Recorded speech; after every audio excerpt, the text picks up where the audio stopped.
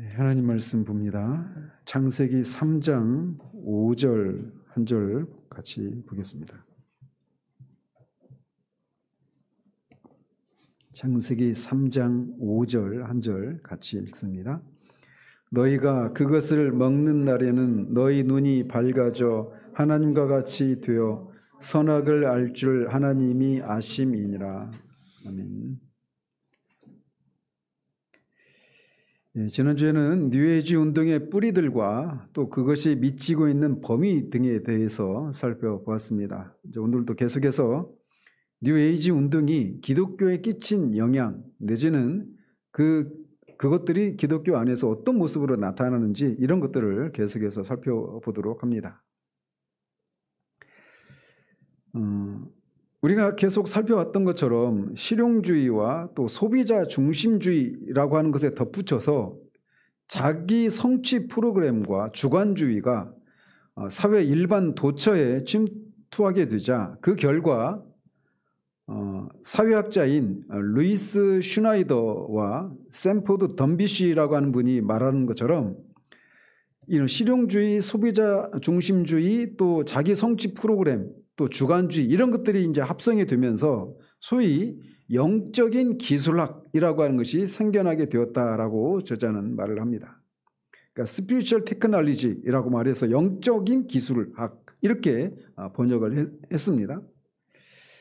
그래서 조지아 하크니스라고 하는 분이 이렇게 주목한 바와 같이 이제 이런 어떤 영적인 기술학 이런 것이 영적인 테크놀로지 이게 생겨나게 되니까 어떤 현상이 나타나느냐면 하나님을 영화롭게 하는 것과 하나님을 이용하는 것 사이에 아무런 차이가 없게 되었다라고 그렇게 말을 합니다.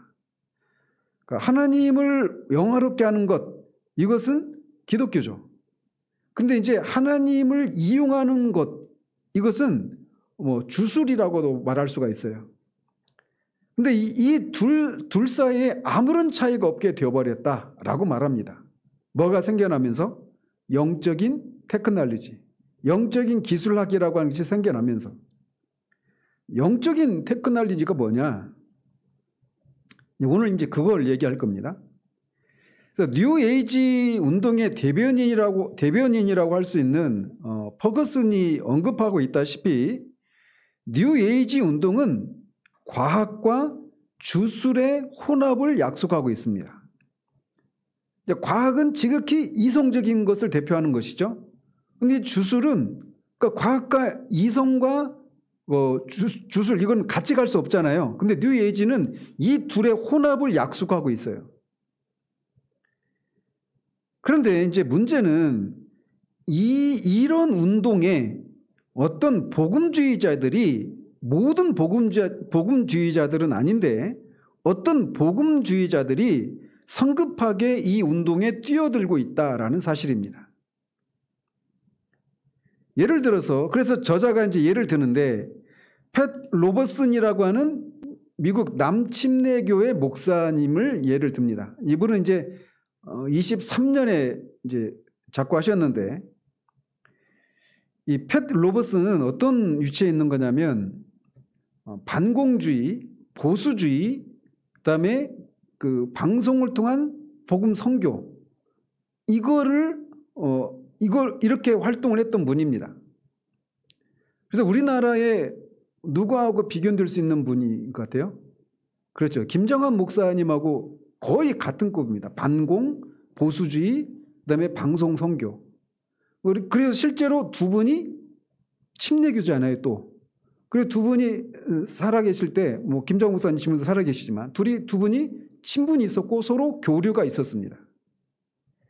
근데 그 팻 로버슨이라고 하는 분이 이렇게 말을 했어요. 정신이 물질을 지배하는 법입니다. 그러니까 영이 물질을 지배하는 법입니다. 그리고 마음은 그 정신이 들어올 수 있는, 영이 들어올 수 있는 궁극적인 통로입니다. 다른 말로 말해서 당신이 축복을 고백하고 은총과 승리와 성공을 고백하면 그러한 것들이 당신에게 임하게 됩니다. 라고 말했어요. 무슨 말씀인지 아시겠죠? 그러니까 내가 입술로 뭐 이렇게 되어질지다, 나는 부자가 된다 이렇게 선포하면 그렇게 된다라는 식이죠.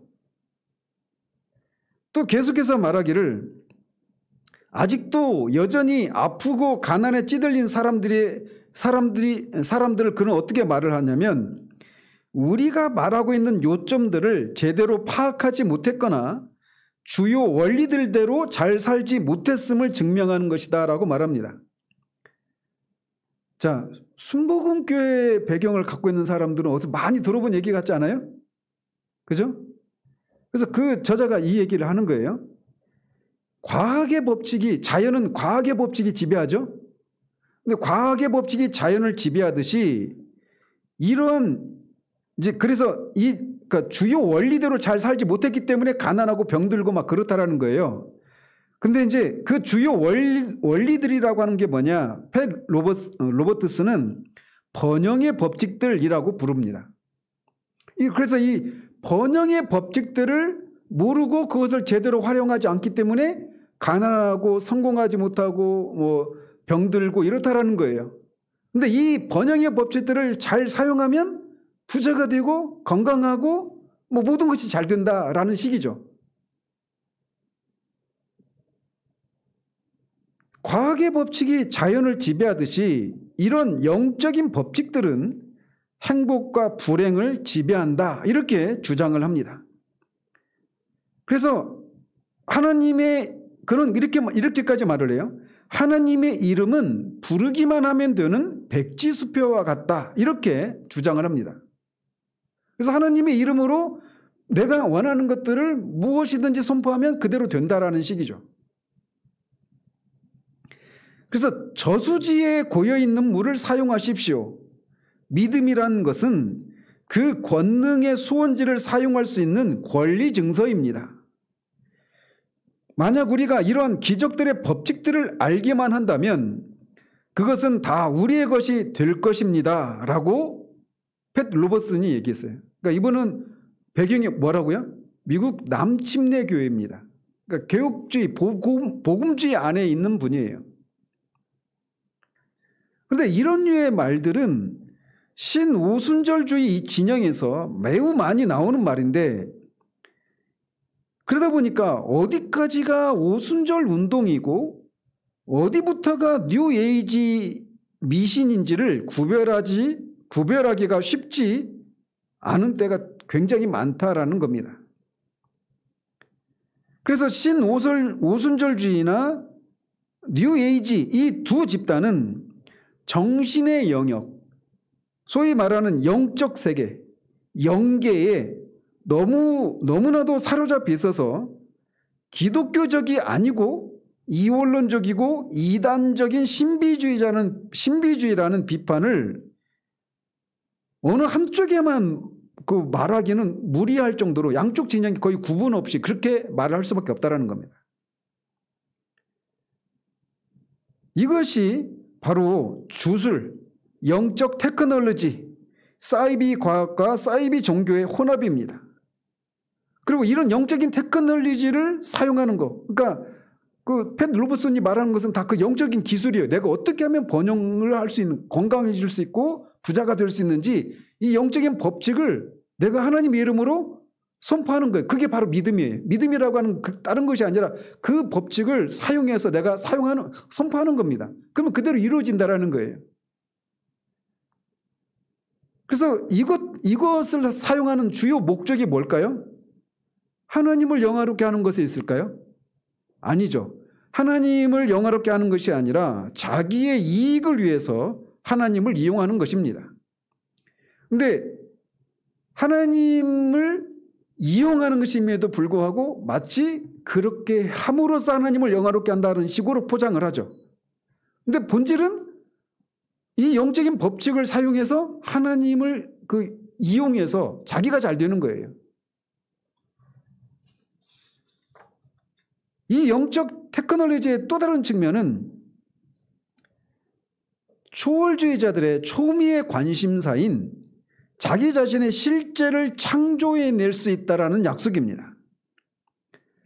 그러니까 영적인 테크놀로지는 어떤 번영의 법칙으로서 그런 것들이 발생을 했어요. 그래서 하나님을 이용해서 내가 잘 되는 거, 내가 병 낫고 내가 건강해지고, 같은 말인가?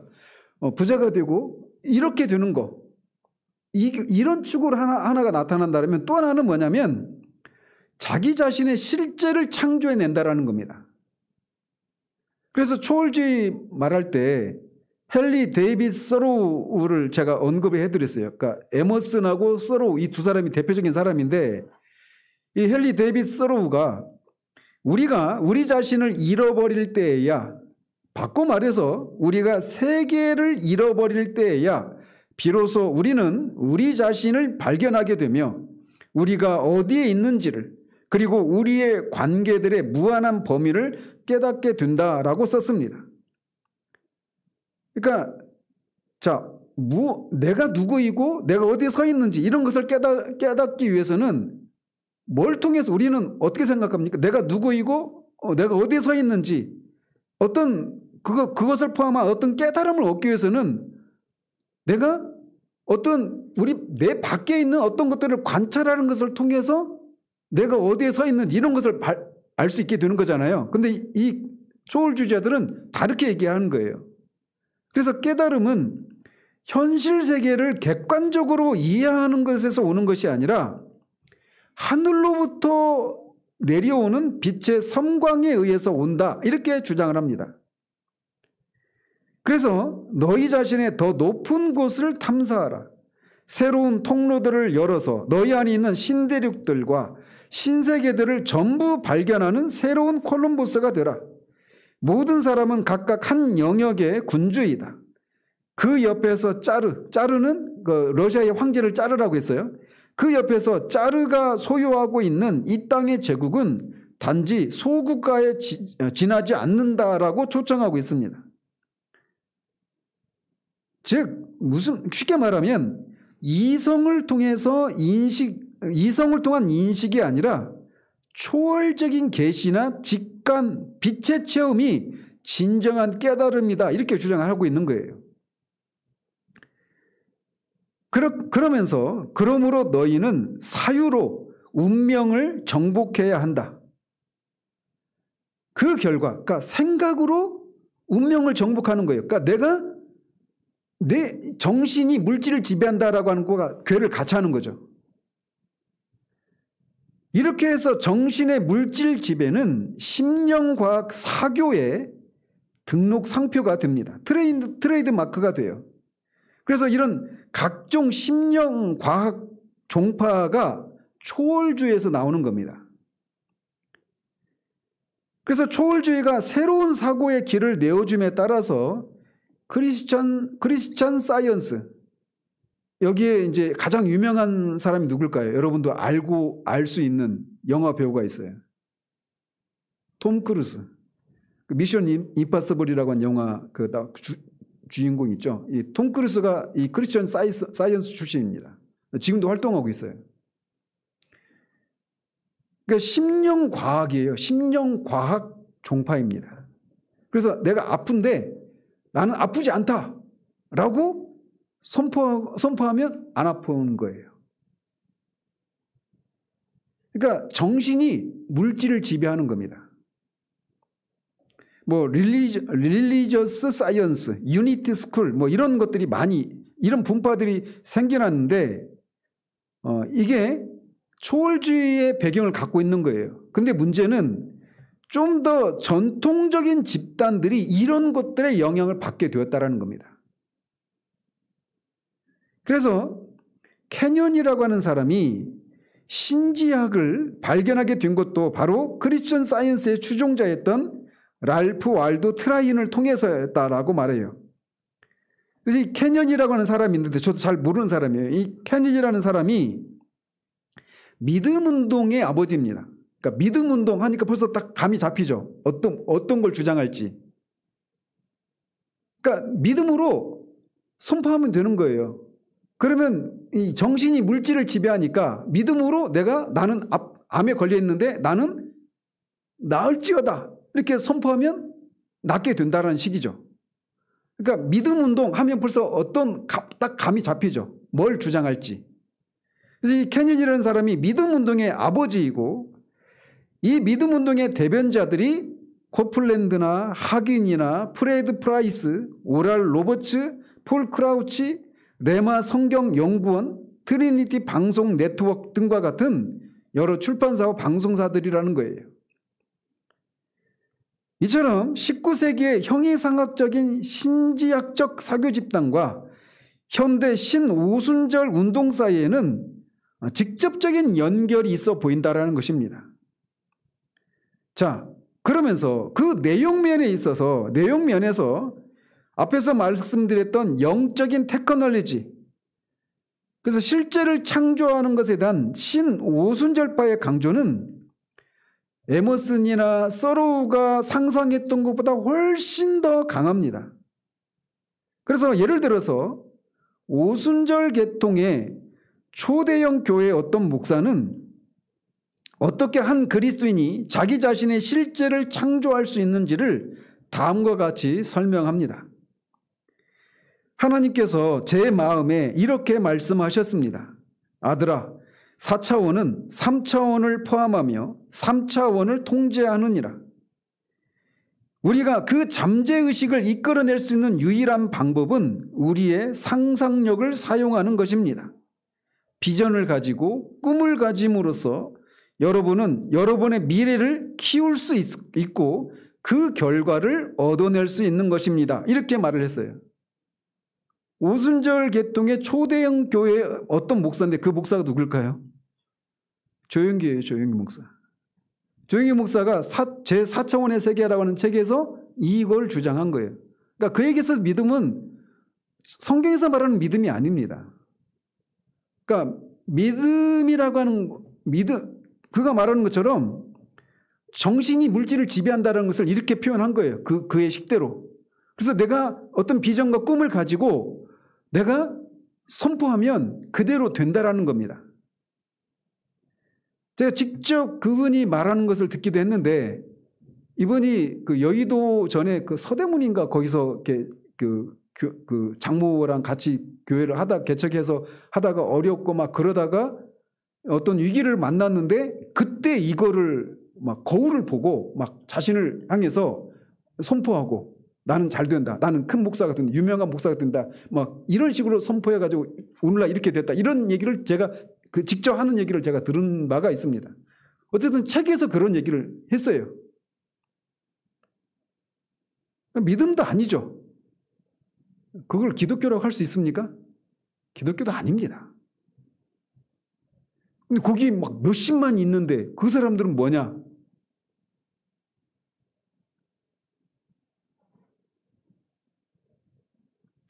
근데 이 조영기 목사의 이런 주장은 스필버그 감독이나 루카스가 감독한 영화 같은 소리다라고 평가를 합니다. 하이테크의 용어와 개념이 뒤틀리고 원시적이고 미신적인 주술 종교가 만난 겁니다. 기독교가 그냥 주술 종교가 되고 말았어요. 그래서 제가 그분의 신학을 동의하는 건 아니지만 김성수 목사가 목사들을 양복 입은 무당이다 이렇게 말을 하는 이유 중에 하나가 이거예요. 이렇게 해서 하나님은 어떤 하나님이 되고 말았느냐? 하나님은 신자들의 간구에 매이게 되고 말았습니다. 그러니까 하나님 꼼짝마라고 하는 얘기가 나올 수 있는 거예요. 신학에서 나오는 겁니다. 그가 갖고 있는 신학에 의해서. 계속해서 조영기 목사는 이렇게 말을 합니다. 여러분이 여러분의 입으로 예수님의 임재를 만들어낼 수 있습니다. 예수님은 여러분의 입술과 말에 매여 있습니다. 근데 아까도 전에도 말씀드렸지만 조영기 목사만 이런 얘기 한 게 아니에요. 그러니까 우리의 말에 다른 말로 말하면 말에 창조의 능력이 있다. 이렇게도 말하는 것과 괴를 같이 하는 거예요. 우리 교단에 아주 유명한 그런 교회 목사도 이런 얘기를 한다고요. 오순절 교회만 이런 얘기 하는 게 아니라 자, 그러면서 그 조영기 목사의 유명한 제4차원의 세계라고 하는 책에 서문을 써주면서 로버트 슐러가, 그러니까 제가 말씀드렸잖아요. 로버트 슐러 그 적극적인 사고방식의 주창자인 그 미국의 수정교회, 그 로버트 슐러가 그 책에 서문을 써줬어요. 그러니까 서로의 그 유명세를 이용해서 다 이렇게 상부상조하는 겁니다. 로버트 슐러는 다음과 같이 언급합니다. 여러분은 여러분 속에 어떤 능력이 있는지를 모르고 있습니다. 우리 속에 능력이 있다고 말하는 거예요. 여러분은 여러분이 선택하는 어떤 것으로도 이 세상을 만들 수가 있습니다. 그렇습니다. 여러분은 여러분의 세계를 여러분이 원하는 어떤 모습으로도 바꿀 수가 있는 것입니다. 이게 지금 교회에서 선포되었던 메시지들인 거예요. 뉴 에이지 초월주의가 오순절파와 조화를 모색하게 되자 주류 자유주의자들과 복음주의자들과 초교파 기독교인들과 몰몬교와 로마 카톨릭 교회 등은 인간의 잠재력을 일깨우는 운동을 받아들이기 시작했어요. 그래서 주류 교회 목사인 노만 빈센트 필이라고 하는 목사가 미국의 그 이제 대담 프로그램인데 필 도나유 쇼라고 하는 데서 나와서 한 청중에게 이렇게 말을 했답니다. 그러니까 주류 교단의 목사예요, 빈센트 필은. 근데 이분이 그 TV 그 프로그램에 나와서 이렇게 말을 했어요. 나는 일본에 있는 한 신사를 알고 있는데, 신사는 야스쿠니 신사 뭐 이런 거 있잖아요. 그 일본에 신사들이 많이 있잖아요. 죽은 사람 사당이죠. 나는 일본에 있는 한 신사를 알고 있는데 언젠가 나는 그 신사에서 영원한 평안을 느꼈다. 이렇게 말을 했답니다.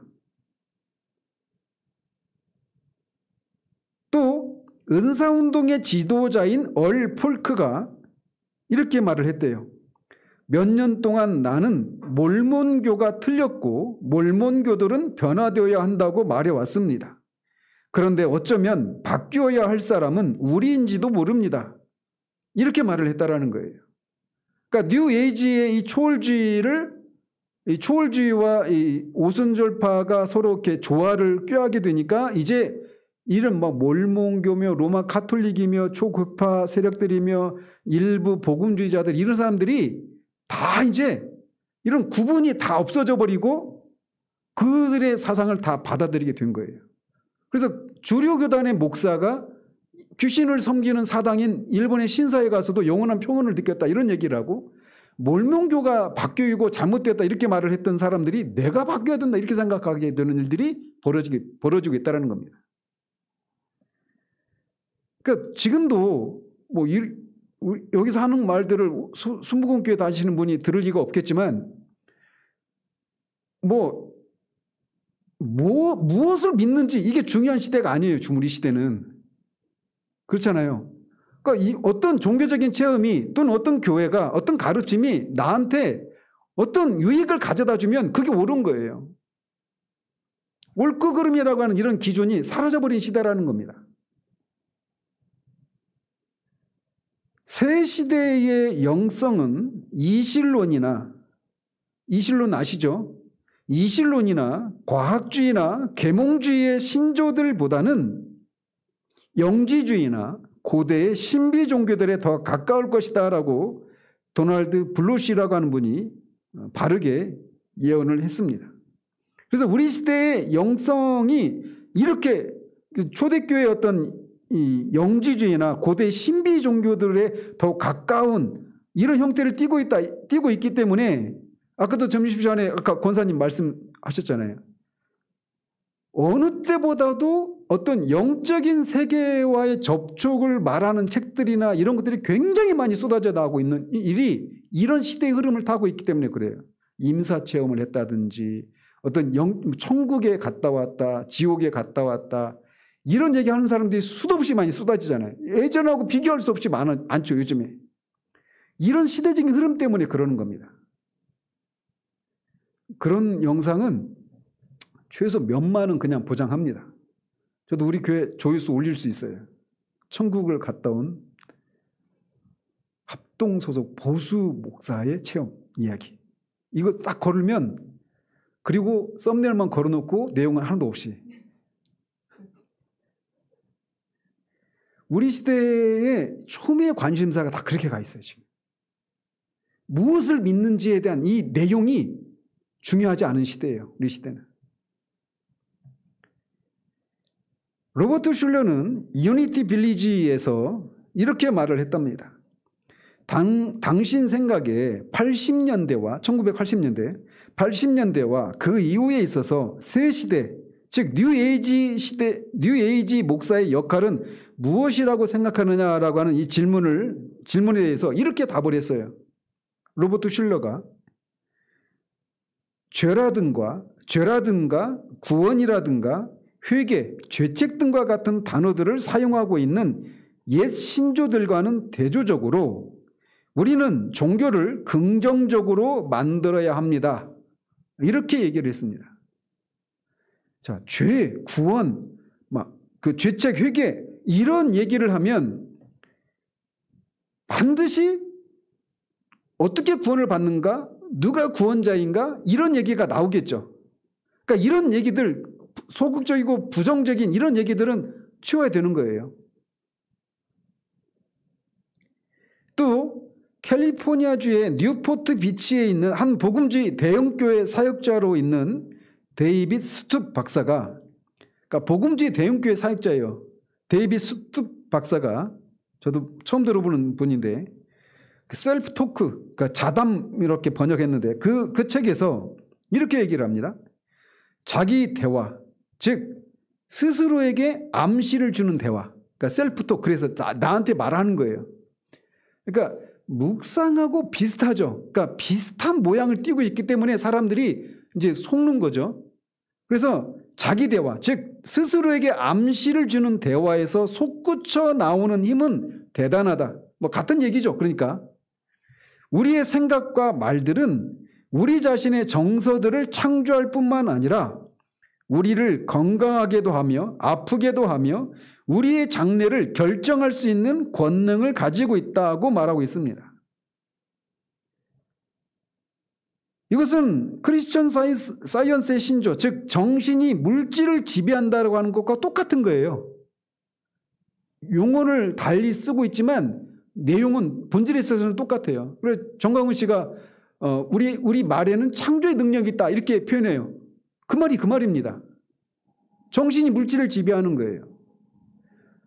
조현삼 목사가 그 광염교회 말씀드렸죠. 제가 실명으로 일부러 드리는 거예요. 이게 멀리 있는 뭐 타교단 이런 데서 말하는, 말도 안 되는 데서 말하는 사람들의 얘기가 아니라고 하는 것을 경각심을 주기 위해서 제가 우리 교단에 속한 목사님이에요.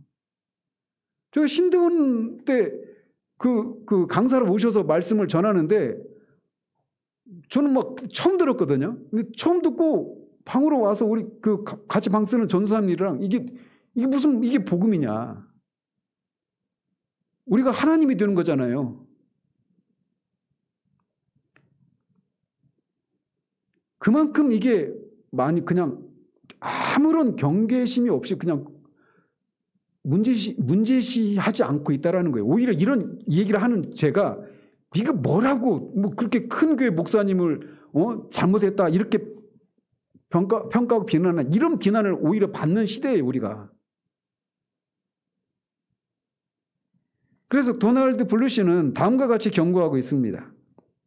신앙과 기도는 자기 실현을 촉진시키는 테크닉으로 전락하고 말았다.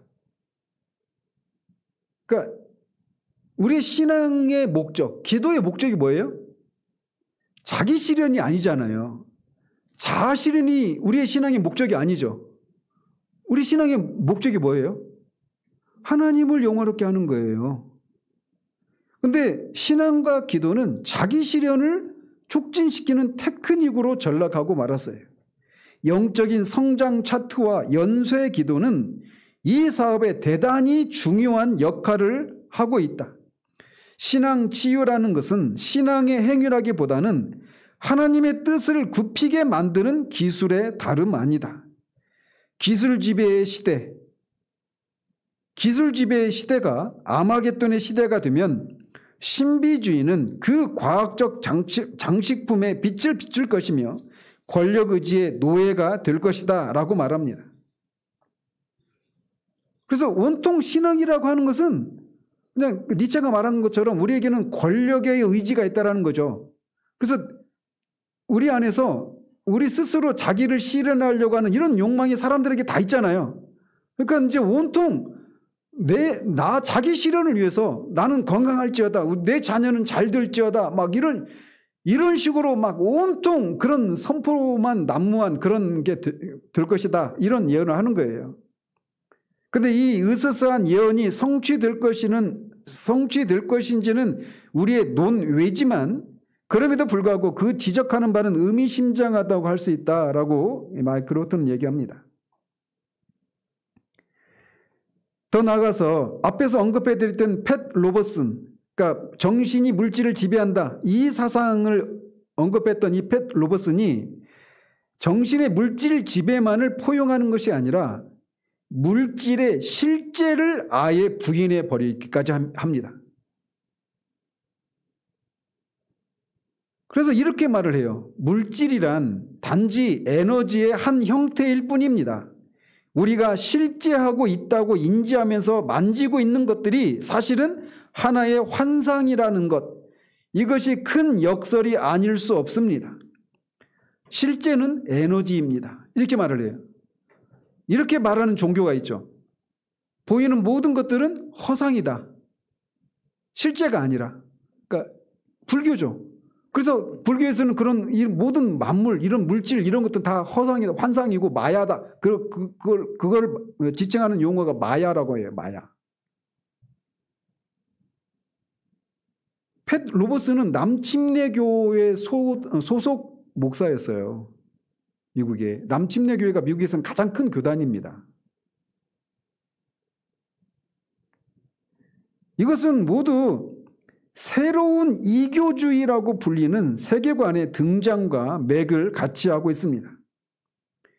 그래서 조나단 에드워즈 이후 가장 명확하고 박식한 정통신앙의 수호자였던 프린스턴 대학의 벤자민 오필드는 이미 한 세기 이전에 과거를 반복하는 위험에 대해서 썼습니다.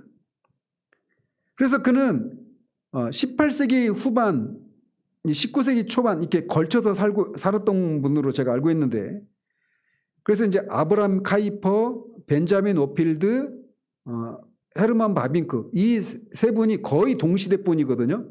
겹쳐요. 이 세 분을 칼빈주의 3대 신학자 이렇게 말을 합니다. 20세기에, 19세기, 20세기 거쳐 살았던. 근데 그 오필드라고 하는 분이, 우리나라 안타깝게도 이 오필드의 그 책이 많이 번역이 안 됐어요. 3대 신학자라고 일컬어지는 분임에도 불구하고. 근데 그가 그 당시에 주류 기독교에 미치고 있었던 초월주의 영향을 보면서 그는 그것을 경계해야 할 이유를 그때 이미 이렇게 썼습니다.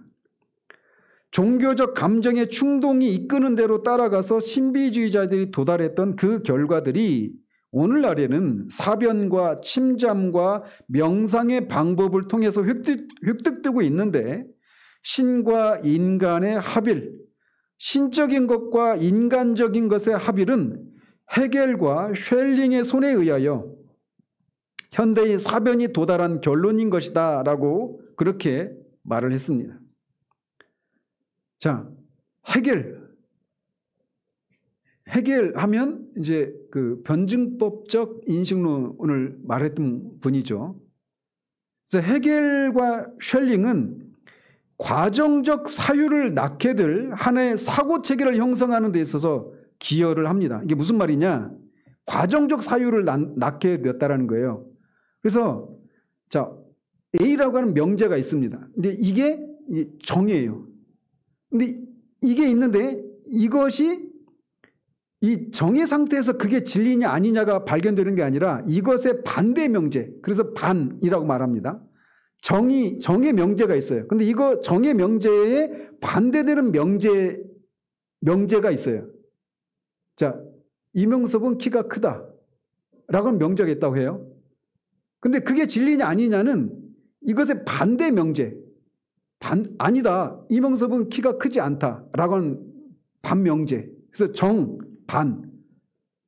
반에서 발견되는 게, 그러니까 예전에는 어떤 거냐면 A라고 하는 사실이 진리이면 A에 반대되는 개념은 진리가 아니죠.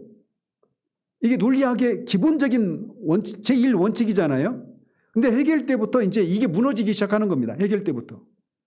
그래서 이명섭은 키가 크다, 아니다 라고 하는 명제. 그럼 이 정이 진리예요? 반이 진리예요? 해결은 정과 반의 정이라고 하는 명제와 이것에 반대되는 반명제, 그리고 이것을 종합한 이 종합명제, 이 종합명제에서 진리가 발견된다는 거예요.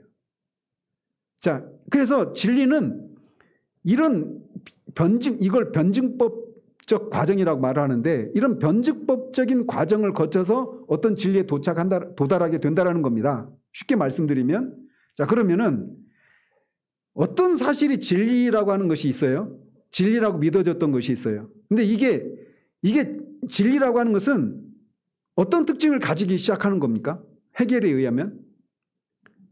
자, 이 진리는 어떤 시대이든 어떤 사람들이든 어떤 문화나 어떤 곳에서도 항상 진리죠. 변함이 없죠. 근데 진리는 이런 변증법적인 그런 사고의 과정을 통해서 진리가 발견된다는 거예요. 그러니까 진리는 항상 어떤 과정을 통해서 도달하게 되는 거죠. 그래서 어느 시대에 이게 진리였던 것이 어떤 곳에서 이것에 이 진리라고 믿어지는 것에 반명제가 등장을 하고 이 반명제를 종합한 것에서 진리가 발견되는 거예요. 그러니까 진리는 절대적인 성질을 가지고 있습니까? 아닙니까? 아니요. 진리는 변하죠. 그래서 이런 과정을 통해서 어떤 진리가 발견되고, 또 발견된 진리는 또 다른 반대 명제에 의해서 또 반박을 당하고, 이것을 종합하는 어떤 것에 의해서 또 진리가 발견되는 거예요. 그러니까 그전엔 진리는 절대적인 성격을 갖고 있었는데 해결 이후로 이제 진리는 상대성을 가지게 되는 겁니다. 그래서 오늘날 포스트 모더니즘 시대라고 하잖아요. 그래서 절대적인 진리는 절대로 없다. 이게 포스트 모더니즘의 이 시대의 그 사조지 않습니까? 진리는 상대적인 거예요. 그래서 나한테 옳은 것이 상대방이 볼 때는 잘못된 것인데 이것이 가능해요. 나도 옳고 너도 옳고, 이 반대되는 생각을 갖고 있어도. 그래서 이 헤겔과 셸링이라고 하는 사람이 이런 과정적인 사유를 낳게 될 하나의 사고체계를 형성하는 데 기여했다라고 하는 말이 그런 의미로 말을 하는 겁니다. 아마도 자, 이런 헤겔 철학의 영향을 받은 신학이 뭐냐면 과정신학이라고 하는 것이 나옵니다. 그래서 오늘날 가장 인기 있는 철학과 신학상의 유행으로서 과정 철학이 있는데, 그 과정 철학은 오 시니어라고 하는 책에서 조지 번스가 쓰고 있는 것과 같이 과정 철학에 의한 신은 제한적이고 여러 면에서 우리 자신과 같이 피주계의 한 부분인 한 신을 상상한다라고 말하고 있습니다. 그러니까 하나님은, 해결 철학 이전의 하나님은 절대적인 하나님이셨잖아요. 근데 이제 거기서 해결은 뭐 신이라고 말하지 않았지만 절대 정신이라고 하는 이런 표현을 썼어요. 그래서 이 절대 정신이 이런 변증법적인 사고의 과정을 통해서 계속 역사 속에서 이렇게 진보해 나간다라고 하는 생각을 가지고 있어요. 그래서 이런 해결 철학에 의한 신학이 과정신학인데, 그 과정신학에서 말하는 신은 이런 변증법적인 과정을 통해서 어떤 것들을 알아가는 하나님이 되는 겁니다. 그래서 하나님은 과정신학에서 하나님은 되어가는 하나님이에요. 무엇이 되어가는 신이 되는 겁니다. 근데 그 무엇이 되어가는 신은 어떤 과정을 통해서 무엇이 되어가느냐면 우리와 우리와 그런 어떤 상호작용을 통해서 그 무엇이 되어간다라고 말을 해요. 그래서 대표적인 책이 있는데 우리나라에서도 굉장히 많이 읽힌 책 중에 하나예요. 저도 이제 그 손희영 목사님이라고 그분이 소개한 책이었는데, 그분이 이제 그 책이 뭐냐면 해럴드 쿠시너라고 하는 유대 랍비가 있습니다. 그 유대 랍비가 쓴 책인데 착한 사람들에게 나쁜 일이 생길 때라고 하는 책이에요. 근데 이제 그 책의 저자가 그 아들이 8살 때 조루증이 걸립니다. 조루증. 일찍 늙는 병이 있죠. 조루증에 걸려서 일찍 죽어요. 그래서 이제 그 문제, 이 고난의 문제를 다룬 책이에요. 그 착한 사람들에게 나쁜 일이 생길 때라고 할 때 일차적인 의미는 그 자기 아들이 죽는 이 문제를 다루고 있는데, 그 책에서 말을 하는데 하나님은 우리와 함께 되어가고 있고 인간들과의 상호작용을 통해서 더 위대한 자기 실현을 향하여 나아가고 계신다라고 말합니다. 하나님은 이미 완전하시는 그런 하나님이 아니라 완전을 향해서 되어가는 하나님이라는 거예요. 근데 그 어떤 과정을 통해서? 인간과의 상호작용을 통해서. 그래서 그 책이 이 책이 사람들한테 최소한 미국 사회에서는 이 책이 사람들한테 굉장히 위로를 주는 책이었어요. 왜 그러느냐면, 그러니까 그런 고통을 겪고 있는 인간과 하나님이 상호작용을 하는 겁니다. 그래서 인간과 이렇게 어우러 살아가면서 얼마나 그것이 인간에게 고통스러운 것인지 이런 것들을 하나님이 알아가면서 이 문제를 해결한, 아까 제가 오전에도 말씀드렸잖아요. 예수님이 내니 안심하라 두려워하지 말라 이렇게 말씀하시는데 그분이 하나님이 아니고 그냥 사람이시기만 하다라면 그것이 잠시는 위로를 주지만 우리 문제 해결에 아무런 도움이 되지 않잖아요. 근데 사람의 심리가 어때요? 내가 어떤 어려움을 갖고 있을 때 그 문제를 내가 이해해주고 얼마나 힘드니 이렇게 긍휼해주고 이렇게 다독여주고 그러면은 그걸로 이미 위로가 되잖아요. 그거를 잘 이용하시라고요. 옳고 그런 것이 무엇인지 막 가지고 따지지 말고 이거를 먼저 헤아려 주는 것만으로도 벌써 사람의 마음이 위로를 받잖아요. 그러니까 하나님을 그렇게 하는 거예요. 그래서 그런 과정을 통해서 하나님도 그 무엇인가가 되어가는 하나님이다 이렇게 말을 하는 거예요. 이게 그 과정 신학에서 말하는 하나님 신관입니다. 그리고 이것에 영향을 준 게 해결 철학이에요. 과정적 유신론, 그래서 과정적 유신론이라고도 부르기도 하는데 그래서 하나님은 항상 변합니다. 그러니까 성경에서 말하는 신이 아니죠. 그러니까 무엇인가 되어간다는 개념 자체가 벌써 하나님은 변하는 분이다 이런 전제가 깔려 있는 거잖아요. 하나님은 항상 변화하시면서 고고한 군주로서가 아니라 동반자로서 우리의 문제들에 관여하실 수 있다. 자, 하나님이 우리와 함께 어우러지면서 우리가 아파할 때 아파하시고 같이 기뻐하시고 막 이게 얼마나 큰 위로입니까? 그 자체로. 그래서 사람들한테 이게 막 먹히는 거예요. 과정적 유신론에 따르면 하나님은 심지어 미래조차도 모르십니다. 그렇지 않겠어요? 막 그렇게 경험을 통해서 무엇인가 되어가는 존재이니까. 그렇다면 인간들과 나라들의 목적지들에 대한 통할도 못하는 하나님이 어찌 예언하실 수 있겠습니까?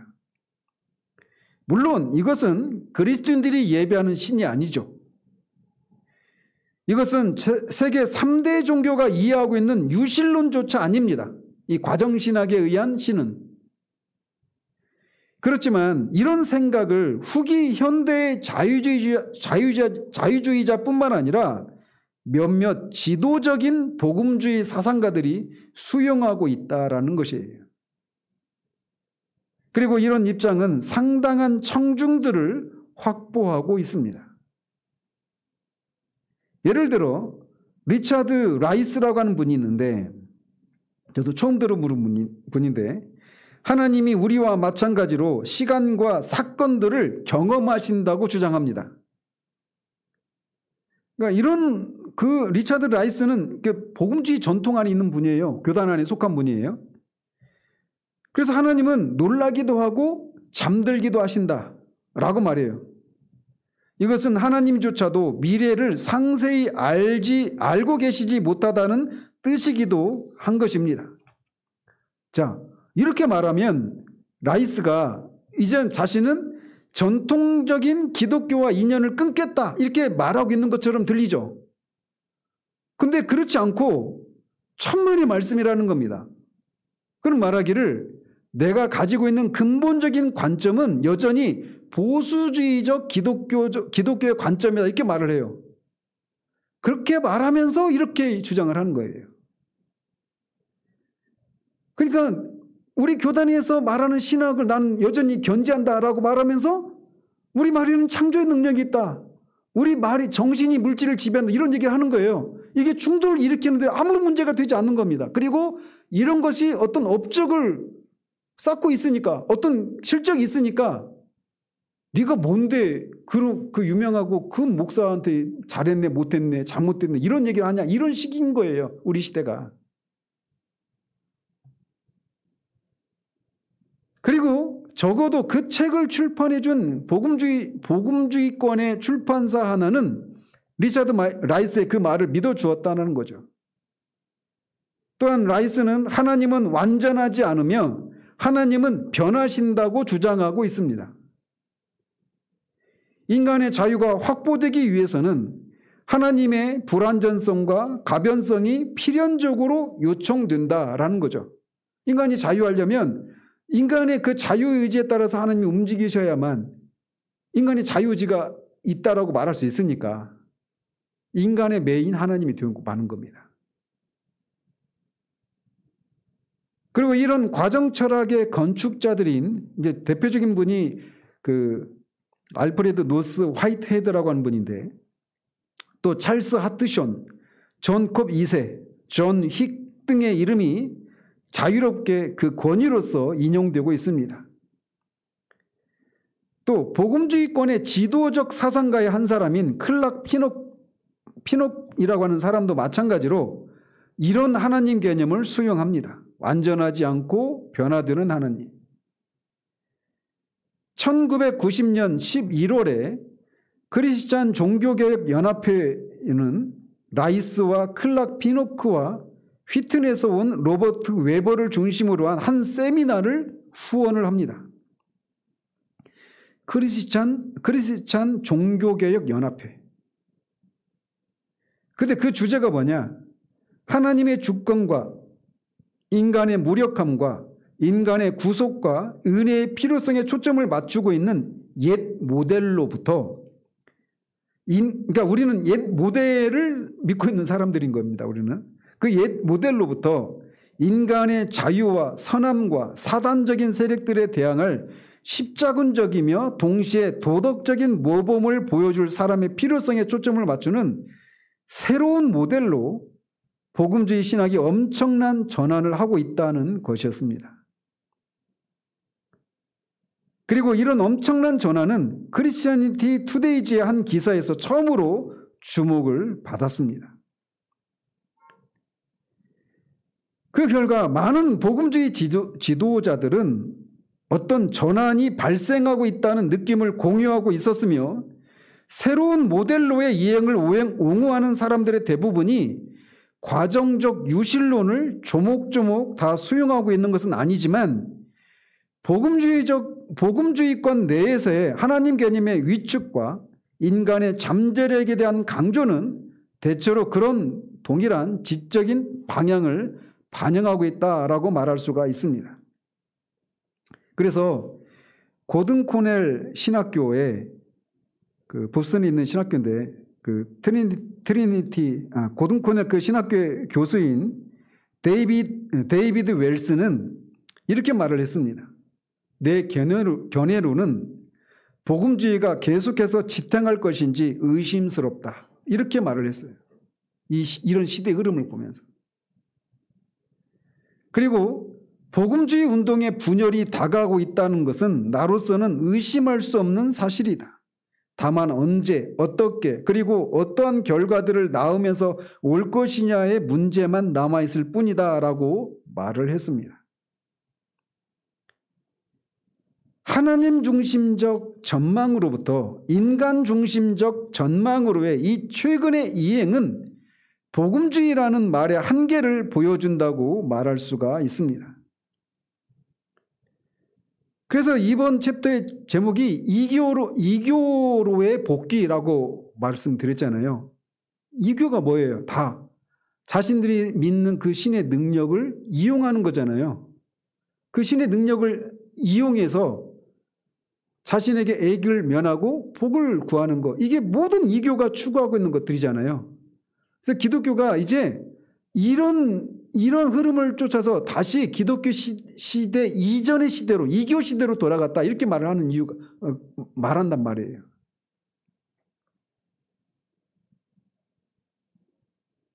그러나 이것이 세계에 필요하거나 세계가 원하고 있는 것이 아닙니다. 그리고 이것이 여기가 우리가 할 수 있는 일이 있는 거예요. 인간 중심주의적인 이런 신앙에서 다시 하나님 중심주의의 신앙으로의 복귀. 이 부분이 우리가 해야 될 일이라는 거죠. 적실성을 얻기 위한 노력의 일환으로 우리는 오로지 대중에 의해서만 조종당하는 한 신을 창조하고 말았던 겁니다. 그리고 그런 하나님은 너무나 볼품없는 하나님입니다. 뉴에이지가 그렇게 시작을 하고 세력을 확대하는데 그 특징들과 영향들이 무엇이냐?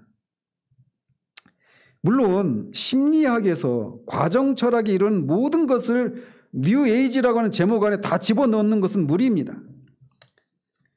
사실상 뉴에이지 운동을 심각하고 지속적인 이교주의의 한 증상이라고 보는 것이 더욱 현명한 일일 것이다 라고 마이클 호트는 얘기합니다. 그래서 뉴에이지는 그냥 이교주의의 한 증상이다 이렇게 봐야 된다라는 입장이에요.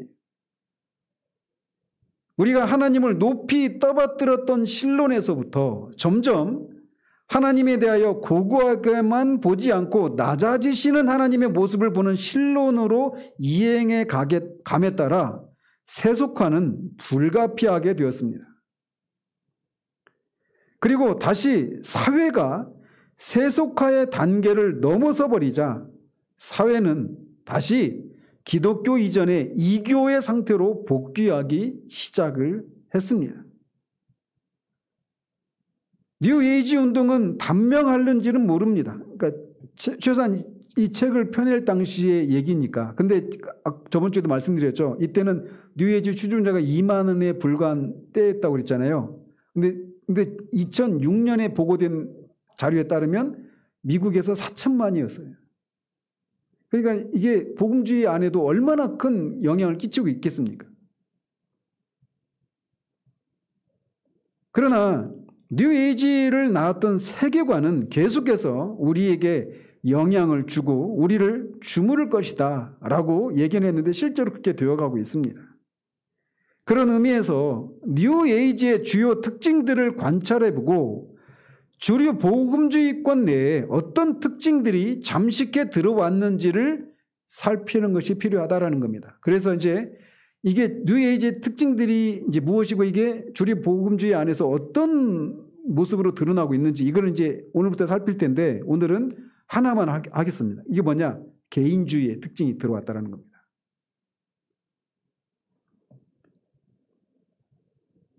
유별나게 미국적인 것이 있다면 그것은 유별나게 개인주의적이라는 것입니다. 바로 그런 이유 때문에 뉴에이지 운동을 정확하게 정의한다라고 하는 것이 불가능하다라고 호트는 말해요. 뉴에이지 운동이 가지고 있는 분파주의적인 입장은 그러니까 뉴에이지 운동은 뭐 교단화되어 있고 4천만이 추종한다. 그 2006년 보고 자료에 4천만 명이 미국의 뉴에이지를 추종하는 사람들이 이렇게 말하는데 이게 뉴에이지 운동이 어떤 종교화되어서 어떤 종파나 어떤 그 교단을 형성하고 이런 게 아니라는 거예요. 뉴에이지 운동은 철저히 뉴에이지 운동은 그야말로 내 안에 있는 잠재성을 확인하고 내가 내 세계를 그 정신세계가 물질을 지배하니까 내가 그냥 어떤 세계를 만드는 겁니다. 그러니까 다른 사람과 연대 이런 게 필요 없잖아요. 그냥 내가 하면 되는 거니까 명상과 묵상을 통해서. 그래서 이 뉴에이지 운동이 갖고 있는 분파주의적인 입장은 그래서 이렇게 말을 하는 거예요. 뉴에이지 운동은 분파주의적인 입장을 가지고 있는데 그 입장은 뉴에이지 운동이 개별성과 자기 실현을 주장하기 때문에 생겨난 것입니다. 다른 사람들과 연대 이런 거 필요가 없죠. 그냥 내 안에 있는 그 잠재성을 내가 발견하고 그걸 실현하면 되는 거니까.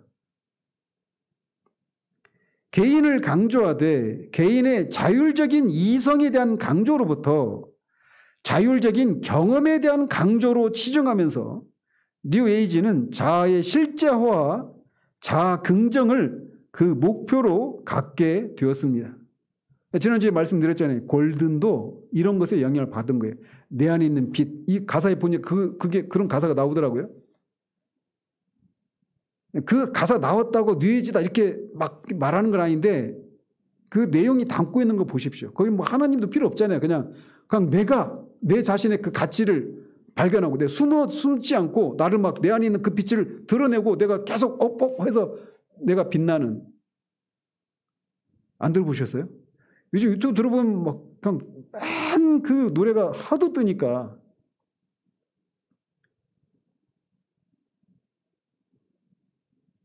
뉴에이지 운동은 만남의 모임과 심리요법을 제공함으로써 전통과 공동체의 상실을 보상하고자 합니다. 그러니까 뉴에이지는 워낙에 그 운동이 추구하는 바가 자아의 실현 있잖아요. 자기의 가능성을 잠재력을 발견하고 이것을 최대화하는 것이니까 뭐 다른 사람의 도움 필요 없잖아요. 그냥 내가 신이 되는 거니까 궁극적으로는. 그러니까 이런 어떤 공동체를 필요로 하지 않아요. 근데 사람에게 그런 공동체를 향한 이런 소구가 이런 게 있으니까 이걸 보상하기 위해서 전통과 공동체의 상실을 보상하기 위해서 어떤 만남의 모임이랄지 심리요법을 제공한다라는 거예요. 그래서 접촉하고 돌아보고 관계하고 하는 이 모든 것들이 우리가 배워야 하는 테크닉들이 되었습니다. 왜냐하면 우리는 극히 단순한 기본적인 인간관계가 가지는 자발성을 상실했기 때문입니다. 뉴에이지 운동은 인간의 존엄성의 회복을 약속하고 있지만 인간의 두뇌와 행위는 믿기 어려울 정도로 인위적이어서 거부해야 할 과학적 물질주의를 도구로 삼아서 인간됨의 영성을 해친다고 주장해요. 그러니까 서로 상반된 주장이죠. 뉴에이지 안에서는 인간 안에 있는 그런 자신의 잠재성을 발견하고 이것을 최대화시키는 것. 자기 실현을, 자기 극대화를 추구하는 것이란 말이에요. 근데 그 인간의 두뇌와 행위가 믿기 어려울 정도로 인위적이기 때문에 인간의 영성됨을 그 과학적 물질주의라고 하는 것을 도구로 삼아서 인간의 영성을 추구하는 것은 이게 그런 것을 해체해야 된다라고 서로 상반된 주장을 한다라는 겁니다. 그래서 뉴에이지 안에서조차도 서로 상반되는 주장이 너무나도 많아요. 그러니까 기독교는 우리가 믿는 바가 딱 있잖아요. 성경이라고 하는 이 원텍스트가 있으니까 거기서 말하는 우리가 믿는 하나님 어떤 분이시고 우리는 무엇을 믿어야 되고 어떻게 살아야 되는가라고 하는 이런 규범이 있잖아요. 그죠?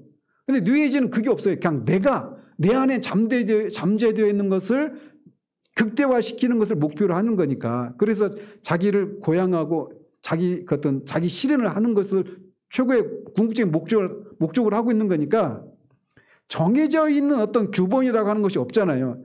내 안에 있는 거니까. 그런데 어떤 물질주의적인 과학적인 도구를 사용해서 그런 것을 시도하는 것에는 인간이 갖고 있는 어떤 두뇌와 이런 것들이 또 오염됐기 때문에 또 해를 끼친다라고 말을 해요. 그래서 서로 상반된 주장을 한다라는 겁니다. 뉴에이지 안에서도. 자, 이것을 사업의 세계에 적용하면 신비적인 자기 집착은 단지 과거 십수년의 자기 중심적인 철학을 부흥시킬 뿐입니다. 그래서 뉴에이지의 도사 구루라고 하는 용어를 씁니다. 힌두교에서 나온 용어예요. 구루라고 하는 말 들어보셨죠? 그러니까 그 유대교의 랍비가 있다라면 이 뉴에이지에서는 구루라고 말을 해요. 주로 이제 요가나 그 인도의 그 인도 철학, 인도의 그 수양하는 그 힌두교나 이런 그 명상이나 이런 거 하는 사람들, 그런 가르치는 사람이 이 구루라고 말을 해요. 구루. 제가 91년도에 필리핀에 갔을 때 후에마이라고 하는 책을, 영어로 된 책을 사서 봤는데 그 책의 저자가 구루였어요. 구루. 몰랐죠, 그때는. 영어 공부도 할 겸 인간은 누구인가 이게 좀 알고 싶은 계기에서 이제 책을 사서 한 페이지도 못 읽었습니다. 영어라서. 그때는 처음 접했어요. 그때 용어를. 근데 어쨌든 뉴에이지 도사인 구루인 로시 카플리우라고 하는 사람이 한 학생과 나눈 대화에 따르면 선불교의 관점에서 볼 때 노동은 단순히 상품을 만들어내고 사회에 유익한 서비스를 제공하는 것 이상의 훨씬 더 깊은 목적을 가지고 있다. 똑바로 말한다면 노동은 자기 실현의 도구이다. 이렇게 일하는 것을 선불교에서는 자신을 위한 노동으로 부른다. 이렇게 말을 했다고 그래요. 뉴에이지 그 구루가. 자, 여러분은 어떻게 생각하십니까? 노동이 자기 실현의 도구다. 그래서 선불교 입장에서 보면 노동은 자신을 위한 노동이다. 이렇게 말을 한다는 거예요. 굉장히 좀 막 보세요. 이게 노동은 내가 밥 벌어먹기 위해서 하는 것이다. 이렇게 사람들이 갖고 있어요. 대부분. 세속적인 생각이라 하면서 좀 굉장히 좀 막 낮게 보잖아요. 그런데 노동은 그런 게 아니야. 노동은 자기 실현의 도구야. 얼마나 멋져요. 그래서 노동은 자신을 위한 거야. 이렇게 말을 하는 거예요. 그러니까 이 말을 듣고 학생이 이렇게 대답을 했어요. 회사를 위해 일하면서도 자기를 위해서 일하고 있다니요. 그거 정말 누구나 행복하겠군요. 그렇잖아요. 그렇게 들리잖아요. 근데 성경에서는 노동의 가치가 뭐예요? 자기 실현의 도구입니까, 노동이? 다 하나님의 어떠하심을 드러내는 거예요. 하나님의 영광과 다 관련되어 있다고요. 질 좋은 상품을 그러니까 이런 얘기를 하니까 혹하는 겁니다. 이런 것들 얼마나 멋집니까? 온통 그러니까 회사 다니기 싫고 MZ들이 막 그렇게 직장을 다니면서 쉽게 직장 그만두고 또 또 많이 주는 대로 찾아가고 좀 편하게 일하는 대로 찾아가고 막 그런단 말이에요. 그런 사람들한테 네가 직업을 그냥 순전히 그냥 네가 돈벌이로 생각하니까 안 입고 소리도 듣고 막 그런 것 때문에 못 견디고 나고 그러는데 노동을 네가 잘못 생각하고 있어서 그래. 노동은 회사를 위해서 일하는 어떤 도구로 네가 일하는 게 아니라 너 자신을 실현하기 위해서 노동을 하는 거야. 일하는 거야. 얼마나 그 사람에게는 그게 혹한 거예요. 아, 회사를 위해서 일하면서도 나를 위한 것이 일이구나. 아마 놀라운 변화가 일어날 거예요. 그 사람에게. 그러니까 먹히는 거예요. 그걸 얼마나 멋있습니까? 그런 생각 갖고 있는 사람들. 마지못해 아침에 겨우겨우 막 눈 뜨고 가서 막 그렇게 일하고 언제 내가 이거 때려치나 이렇게 하면서 하고 있는데 이런 생각을 갖고 있는 사람 볼 때 얼마나 선망의 대상으로 보겠어요. 질 좋은 상품을 만들어내고 하나님이 주신 은사를 가지고 공동체를 섬기는 데 사용하고 궁극적으로는 하나님께 영광을 돌리는 일을 그 목적으로 삼고 있는 프로테스탄트 개신교 노동윤리와 얼마나 대조적인가라는 겁니다. 다시 말씀드려요. 우리의 이 노동윤리는 하나님이 우리에게 주신 은사를 가지고 질 좋은 상품을 만들어내고 공동체를 섬기는 데 사용하고 궁극적으로는 하나님께 영광을 돌리기 위해서 우리가 일을 하는 거예요.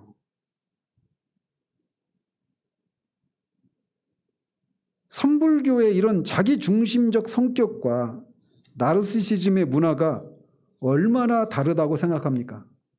자, 선불교의 이 생각, 노동은 결국 나를 위한 거야. 이것도 결국 보면 자기중심적이잖아요. 근데 선불교가 말하면 뭔가 도사가 얘기하는 것처럼 보이죠. 근데 나르시시즘이 말하는 자기중심성 말하면 너무 세속적이고 이기주의고 막 이렇게 말하죠. 근데 본질은 똑같아요. 그런데 기독교회들은 잠깐 멈추어서 이게 그래서 뉴에이지 운동은 개인주의를 양산할 수밖에 없는 거예요. 뉴에이지가 갖고 있는 게. 그러니까 내 안에 잠재된 이 잠재성을 내가 발견하고 이것을 이 불꽃을 활활 피우는 거예요. 그래서 골든이 되는 겁니다. 꽃을 피우는 거예요. 최고 상태가 되는 거. 그래서 지극히 개인주의적인 성격을 띌 수밖에 없단 말이에요. 뉴에이지가. 그러니까 여기에 우리가 할 일이 있다라는 겁니다. 뭘 통해서? 개인주의에 상대되는 개념이 뭐예요? 개인주의에 상대되는 개념. 공동체잖아요. 공동체. 원래 기독교는 교회 공동체적이잖아요. 기독교는 하나님을 사랑하고 이웃을 사랑하는 거잖아요. 내가 예수 그리스도를 믿어서 내 안에 잠재된 능력을 최고로 높이는 거. 이게 기독교의 목표가 아니잖아요. 그래서 바로 이 지점에서 우리가 할 일이 있다는 겁니다. 기독교회들은 잠깐 멈추어서 왜 교회에 다니는 가정에서 양육을 받았던 많은 젊은이들이 교회에서 순수한 공동체와 사귐을 찾지 못했는지를 물어보아야 합니다. 우리는 순수한 교제를 희생시켜서도 안 되고 소위 말하는 교제 지상주의에 빠져서도 안 됩니다. 교제는 그 자체가 목적이 될 수는 없습니다. 그래서 성도의 교제가 세 번째로 나오는 거예요. 그러니까 앞에 있는 내용이 있을 때 있고 그 다음에 자연스럽게 나오는 거란 말이에요. 그래서 교제 그 자체가 목적이 될 수 없고 은혜 중에 성장하도록 하는 은혜의 수단인 것입니다. 교회에서, 학교에서, 일터에서, 병원에서, 공동사회에서, 감옥에서 그리스도인들은 모든 사람들을 하나님의 형상으로 지음받은 존엄성을 지닌 사람으로 대접해주는 그런 사람들로 인정받아야 돼요. 그래서 교회가 그리스도인들이 그런 사람들로 하여금 그런 인상을 지어주는 사람이 되어야 한다는 겁니다. 모든 하나님의 형상으로 지음받은 사람들을 존중해 주는 사람들이 그리스도인들이야. 이렇게 인정을 받아야 된다는 거죠. 우리는 사람들의 숫자보다는 사람들 그 자체에 더 관심을 기울여야 합니다. 또한 소그룹이라는 모임으로 처방되고 프로그램되어 있는 치유요법적 교제가 진정한 우정을 대신해 줄 수 없습니다. 그러니까 이 교회 안에서도 막 그런 소그룹 모임 있잖아요. 그러니까 이 프로그램이 있으니까 구역 모임이 있고 막 그러면 사람들 모이잖아요. 근데 이런 것들이 진정한 우정을 대신해 줄 수 없다라는 거죠. 그러니까 진정한 우정을 개발해야 된다라는 것이죠.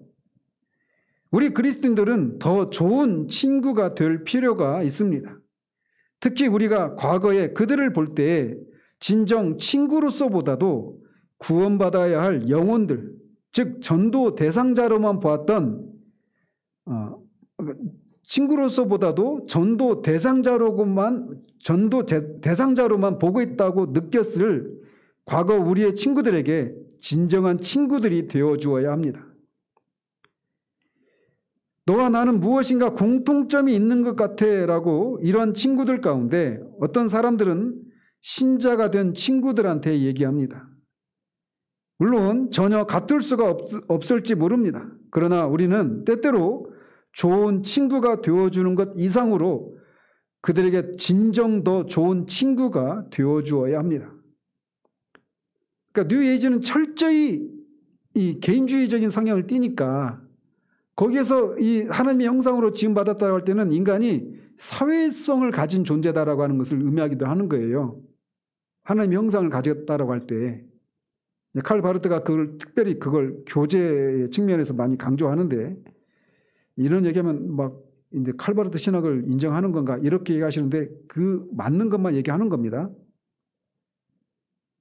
어떤 교회 프로그램들도 전도 집회들도 소그룹 모임들도 솔직하고 자발적으로 우러나서 이루어지는 우정을 대신해 줄 수 없습니다.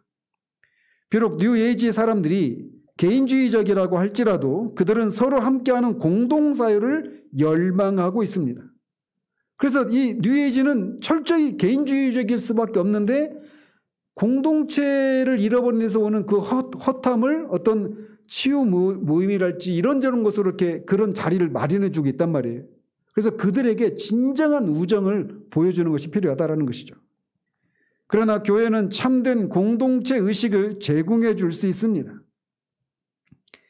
심한 말로 마시간 아가페나 위장된 미소가 아닌 진실한 제자도와 우정을 제공해 줄 수 있는 것입니다. 이렇게 뉴에이지의 이 특징 중에 하나가 뭐냐면 개인주의라는 것입니다. 또 이 이외에도 뉴에이지 운동이 갖고 있는 특징이 있고 이것이 교회 이런 현상에 대해서 교회가 또 어떤 식으로 그들에게 그들이 찾는 그런 답을 제공해 줄 수 있는지 이거를 다음에 계속 이어가도록 하겠습니다. 기도하겠습니다. 하나님 아버지, 우리가 이 오후에 미국제 복음주의가 어떤 과정을 거쳐서 어떤 사상의 영향을 받아 오늘날에 이르게 되었는지를 살피는 중에 있습니다.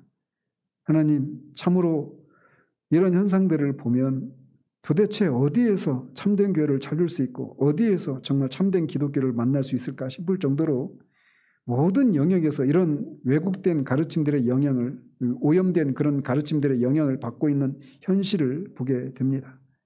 하나님, 그런 속에서도 우리가 이것들을 살피는 것은 우리와 다른 그런 시대 현상을 보고 우리가 그들보다 낫다라고 하는 우월감을 가지기 위함이 아니라 그런 세상을 향해 교회가 여전히 할 일이 있고 우리가 할 수 있는 것이 있다라고 하는 것을 살피고 그것을 하기 위해서 이런 과정을 살피고 있습니다.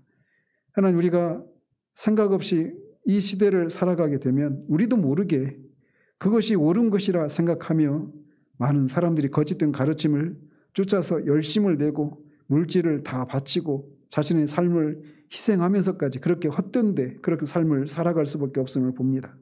그러므로 우리가 진리를 알기에 힘을 쓰는 우리들 될 수 있도록 도우시고 그 진리를 실제적으로 사변적으로 교리적으로만 아는 것이 아니라 실제로 우리가 그것을 고백할 수 있는 실제로 살아내고 살기를 힘쓰는 그런 삶을 살아서 이 시대에 이 가난한 기갈의 시대에 왜곡된 것으로 가득한 이 시대에 정말 바른 길을 제시하고 또 이끌어줄 수 있는 그런 우리 교회 될 수 있도록 우리를 이끌어 주시기를 소원합니다. 예수 그리스도 이름으로 기도합니다.